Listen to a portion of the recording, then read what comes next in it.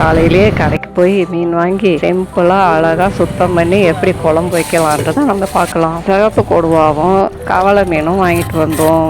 கடையில் அவங்க அரிஞ்சு கொடுத்தா சுத்தமாக இருக்காதுன்னு அதை வாங்கிட்டு வந்து நம்மளே சுத்தம் பண்ணி எல்லாம் முடிச்சாச்சு. மீன் வறுக்க தேவையான பொருள்கள்: பூண்டு, பச்சை மிளகாய், வெங்காயம், ஒரே ஒரு தக்காளி.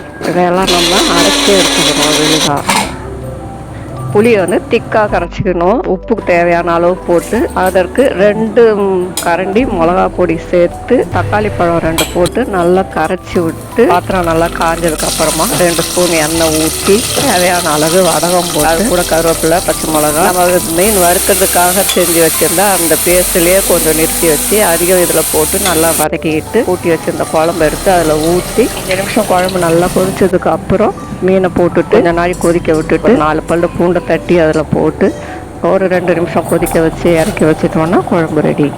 அரைச்சி வச்ச விழுது கொஞ்சம் சேர்த்து தேவையான மிளகாத்தூள் போட்டு உப்பு போட்டு கார்ன்ஃப்ளவர் பவுட்ரு கொஞ்சம் அரிசி மாவு மீன் உடையாமல் இருக்கிறதுக்கு சேர்த்து கிளறி பெசரி ஊற வச்சேன். வானலில் எண்ணெய் ஊற்றி மீனை ஒன்றா போட்டு அதை நல்லா 2 பக்கமும் செவக்க விட்டு இளந்தீயில் வச்சு செவக்க விட்டு வறுத்து எடுத்தால் உடையாத சுவையான வறுவல் ரெடி.